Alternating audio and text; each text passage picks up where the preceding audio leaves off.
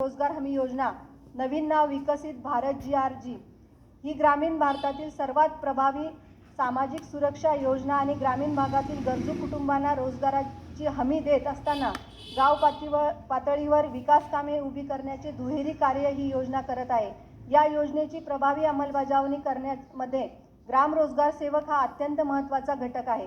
मजुरांची नोंदणी, हजेरी नोंदवही, कामाचे नियोजन, मोजमाप, वेतन प्रस्ताव, ऑनलाईन नोंदी, सामाजिक लेखापरीक्षण अशा सर्व जबाबदाऱ्या ते प्रामाणिकपणे या ठिकाणी पार पाडत आहे।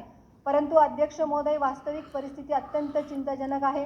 सुमारे 2000 ग्राम रोजगार सेवक अत्यल्प मानधनावर काम करत आहे।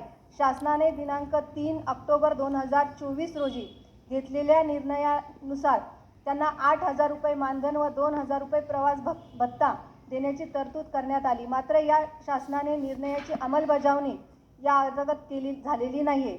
निर्णय जाहीर होऊन अनेक महिने उलटले, वाढीव मानधनाचा लाभ प्रत्यक्षात मिळत नसल्याची तक्रार आहे। अध्यक्ष महोदय, काही ठिकाणी पूर्वीच्या मार्गदर्शक सूचनांना चुकीचा अर्थ लावून सेवकांना कार्यमुक्त करण्याचे प्रकारही या ठिकाणी घडत आहे। त्यामुळे त्यांच्या कुटुंबावर आर्थिक संकट कोसळण्याची वेळ आलेली आहे। अध्यक्ष महोदय, माझी या सभागृहाच्या माध्यमातून शासनाकडे मागणी आहे की दिनांक 3 ऑक्टोबर 2024चा शासन निर्णय तात्काळ या ठिकाणी अंमलात आणावा। अध्यक्ष महोदय, तसेच राज्यातील ग्रामपंचायत स्तरावर काम करणाऱ्या संगणक परिचालकांच्या प्रशासनाकडे शासनाने गांभीर्याने पाहणे आवश्यक आहे। महाराष्ट्रातील 28,500 ग्रामपंचायतीमध्ये कार्यरत जवळपास 2000 संगणक परिचालक सुमारे 14 वर्षापासून ग्रामीण भागातील जनतेच्या विविध प्रकारच्या ऑनलाईन ऑफलाईन सुविधा देत आहेत। मात्र इतकी वर्ष सेवा देऊनही त्यांना केवळ सुमारे 10,000 इतके अत्यल्प मानधन दिले जात आहे। महागाई, कुटुंबाचा उदरनिर्वाह आणि वाढते जीवनमान लक्षात घेतल्यास हे मानधन अत्यंत अपुरे आहेत।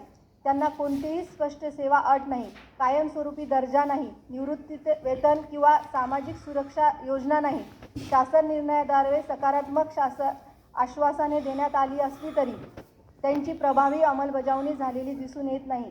अध्यक्ष महोदय, हे कर्मचारी केवळ कंत्राटी कर्मचारी नसून राज्याच्या प्रशासन व्यवस्थेचा अविभाज्य भाग आहे। त्यामुळे सभागृहाच्या माध्यमातून मी शासनाकडे मागणी करते, यावलकर समितीच्या शिफारसीनुसार सुधारित आकृती संबंधात ग्रामपंचायत संगणक परिचालकांना कर्मचारी दर्जा व किमान वेतन मिळावे।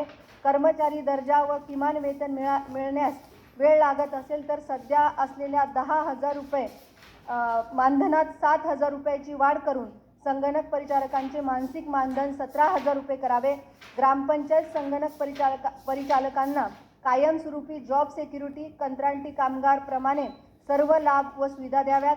मागील 14 वर्षापूर्वी दिलेले संगणक व इतर साहित्य खराब झाल्याने संगणक परिचालकांना ऑनलाईन कामकाज करण्यास अडथळा होत असल्याने राज्यातील प्रत्येक ग्रामपंचायतींना शासनाने नवीन संगणक, प्रिंटर व इतर आवश्यक साहित्य पुरवावे। महिलांना संगणक परिचालकांना मानधनासहित प्रसूती रजा द्यावी। ही सर्व संगणक परिचालकांना किमान 50 लाख रुपयाचा अपघाती व आरोग्यविषयक विमा लागू करावा। मी शासनाकडे विनंती करते की या विषयावर शासनाने तातडीने उच्चस्तरीय बैठक घेऊन संगणक परिचालकांना न्याय देण्याचा ठोस निर्णय जाहीर करावा। धन्यवाद।